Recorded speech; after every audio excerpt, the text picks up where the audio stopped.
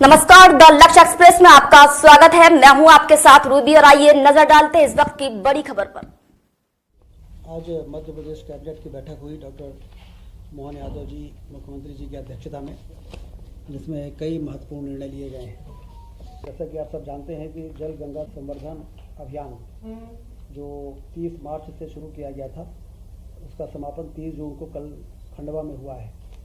बहुत ही सफलतापूर्वक ये अभियान चला। गर्मी के पूरे महीनों में जितने भी हमारे जल स्रोत हैं उसको नए जो समाप्त हो गए तो उसको पुनर्जीवित किया गया है। तालाबों के गहरीकरण, खेत तालाब का चिन्हांकन, फिर खेत तालाबों का निर्माण का कार्य, और अब मानसून में, बरसात में वो सारी संरचनाओं में जल संग्रहण होगा और हमारा ज़मीन का वाटर टेबल रिचार्ज होगा। और जिसकी प्रधानमंत्री जी ने भी पत्र के माध्यम से प्रशंसा की है कि मध्य प्रदेश ने बड़े आदर्श तरीके से मुख्यमंत्री के नेतृत्व में जो जल गंगा संरक्षण अभियान का कार्यक्रम हाथ में लिया है, उस प्रकार के अन्य राज्यों को भी इसको फॉलो करना चाहिए, जिससे कि गिरता हुआ भूजल स्तर को हम नियंत्रित कर सकें और पानी की उपलब्धता को सुनिश्चित कर सकें। 1 जुलाई से 15 सितंबर तक अभी दूसरा अभियान की शुरुआत हो रही है, एक पेड़ माँ के नाम, जिसमें कि पूरे प्रदेश भर में यह अभियान चलेगा। उसी प्रकार से जैसे जल गंगा संरक्षण अभियान चला है, वृक्षारोपण को जन आंदोलन बनाना उद्देश्य है, क्योंकि हम सब जानते हैं कि वृक्षारोपण से ही हम क्लाइमेट चेंज और पर्यावरण की जो चुनौतियाँ हैं उसका सामना कर सकते हैं। इसलिए इस कार्यक्रम को भी आज मुख्यमंत्री जी ने निर्देश दिया है कि इसको भी पूरी क्षमता के साथ हमें शुरू करना है और इसको पूरा करना है। Regional industry skill and employment conclave Ratlam में जो आयोजित हुआ है, उस कॉन्क्लेव में भी काफ़ी सफलता मिली है। 5000 से अधिक विशिष्ट अतिथियों, MSME प्रतिभागियों ने उसमें भाग लिया है।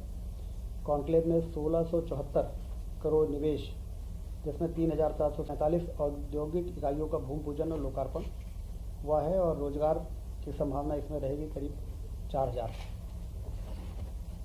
इसी प्रकार से 573 औद्योगिक इकाइयों को 240 हेक्टेयर भूमि आवंटन आदेश दिया गया। 6250 करोड़ का निवेश तथा 27600 रोजगार के अवसर इसमें सृजित हो सकेंगे। कॉन्क्लेव के 140 औद्योगिक इकाइयों को 425 करोड़ रुपए तथा 880 MSME इकाइयों को 269 करोड़ की वित्तीय सहायता का वितरण भी इस कॉन्क्लेव में किया गया है, जो एक जिसमें मध्य प्रदेश में निवेश करने वालों में एक नया उत्साह, इस प्रकार के कार्यक्रमों में जो सब्सिडी का डिसबर्समेंट है उसके माध्यम से एक बहुत ही अच्छा मैसेज पूरे देश में गया है मध्य प्रदेश के प्रति। 4.25 लाख से अधिक हितग्राहियों को 3861 करोड़ का ऋण वितरण किया गया। कॉन्क्लेव में 30,402 करोड़ के निवेश प्रस्ताव प्राप्त हुए हैं। इसमें 35,000 रोजगार के अवसर सृजित होना संभावित है। इसी प्रकार से पिछले दिनों गुजरात के सूरत में भी निवेशक संवाद कार्यक्रम आयोजित हुआ, जिसमें मुख्यमंत्री जी स्वयं गए थे। डायमंड सिटी सूरत में 29 जून 25 को यह इंटरैक्टिव सेशन हुआ। 15,710 करोड़ के निवेश प्रस्ताव प्राप्त हुए, जिनमें लगभग 11,250 रोजगार सृजन की संभावना है। 400 अधिक निवेशकों ने इस संवाद सत्र में भाग लिया है। मध्य प्रदेश को डिटॉक्स कॉर्पोरेशन प्राइवेट लिमिटेड से पर्यावरण क्षेत्र में 7,500 करोड़ रुपए तथा KP ग्रुप नवीनीकरण ऊर्जा क्षेत्र में 6,500 करोड़, ये बड़े प्रस्ताव प्राप्त हुए। मूंग और उड़द का, जैसा आप सबको मालूम है कि खरीदी का जो निर्णय MSP पर लिया गया, 6 जुलाई तक उसका पंजीयन समाप्त होने के बाद 7 जुलाई से 6 अगस्त तक इसका उपार्जन किया जाएगा। जिला विकास सलाहकार समिति का गठन कर शीघ्र बैठक का आयोजन करने का निर्देश मुख्यमंत्री जी ने दिया है। इस जिला विकास सलाहकार समिति में मुख्यमंत्री की अध्यक्षता में जिले के सांसद, विधायक, जिला पंचायत अध्यक्ष, जनपद अध्यक्ष, मेयर, नगर पालिका के अध्यक्ष, नगर निगम के स्पीकर आदि के साथ ही चिकित्सा, विधि, इंजीनियरिंग, समाज सेवा, कृषि, उद्यानिकी, डेयरी आदि क्षेत्रों के जिले के 20 नामांकित विशेषज्ञ की जिला विकास सलाहकार समिति का गठन होगा, जिसमें ज़िले में विकास के क्या संभावनाएं हैं, किस तरीके से मास्टर प्लान तैयार किया जाना चाहिए, इन सब पे इस समिति में चर्चा हो सकेगी। 15 जुलाई तक इसको करने के निर्देश दिए गए हैं।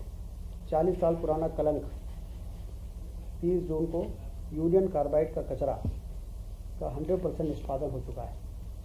जो लंबे समय से एक समस्या बना हुआ था, एक मुद्दा बना हुआ था, उसको बहुत ही कुशलता के साथ उसका निष्पादन हो गया।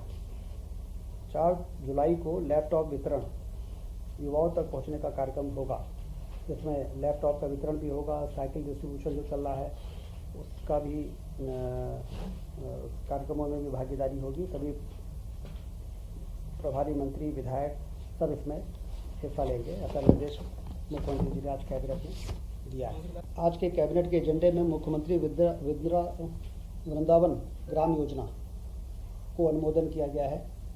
ये हर विधानसभा में एक ऐसे गांव का चयन किया जाएगा जिसकी पॉपुलेशन न्यूनतम 2000 होगी। उसमें 500 गौवंश कम से कम होने चाहिए और उसमें एक आदर्श ग्राम की परिकल्पना को इस योजना के अंतर्गत साकार किया जाएगा। तो एक आदर्श गांव की के रूप में विकसित होगा और बाद में पूरे ज़िले को किस प्रकार से, विधानसभा को हमें विकास का मॉडल किस प्रकार से होना चाहिए, वो एक मॉडल के रूप में स्थापित होगा।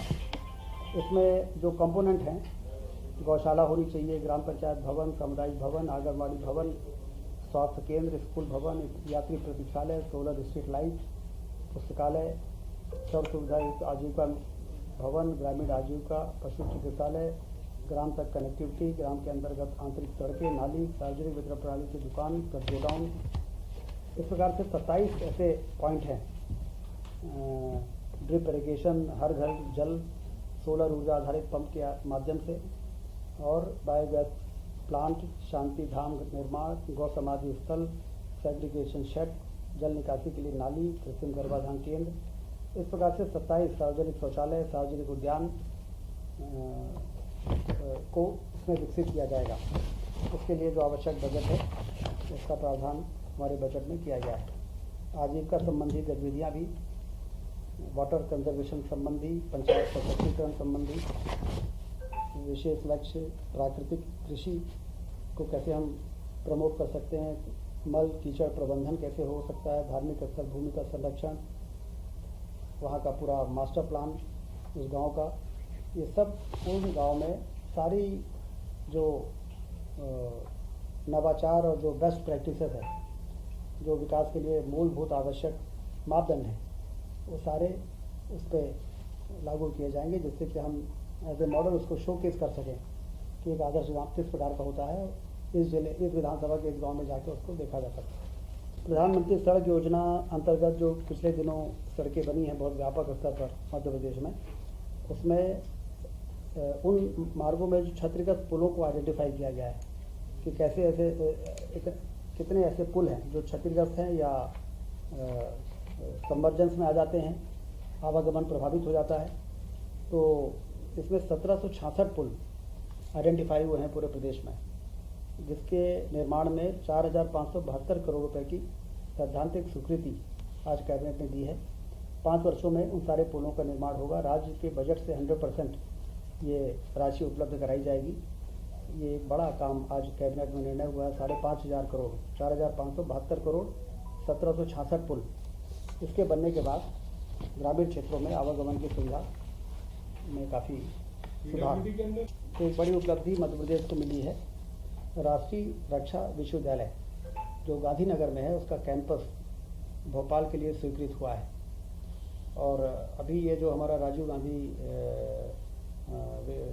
विश्वविद्यालय है, टेक्नोलॉजी यूनिवर्सिटी है, उसमें 10 एकड़ ज़मीन इनके लिए रिजर्व किया गया है। और जब तक इनका अपना भवन नहीं बन जाता तब तक RGPV में ही उनको एरिया दिया जाएगा शुरुआत करने के लिए। बाद में फिर रक्षा विश्वविद्यालय का वो भवन बन के तैयार होगा 10 एकड़ में, और वो कैंपस यहाँ पे शुरू होगा। इससे काफ़ी लाभ है। राष्ट्रीय सुरक्षा के क्षेत्र में रोजगार एवं कौशल के लिए हमारे बच्चों को मौका मिलेगा। विशिष्ट उच्च शिक्षा के केंद्र के रूप में मध्य प्रदेश की प्रतिष्ठा में वृद्धि होगी। राज्य और राष्ट्रीय स्तर की संस्थाओं के मत सहयोग में भी वृद्धि होगी। एक बड़ी उपलब्धि हायर एजुकेशन के क्षेत्र में हमको मिलेगी।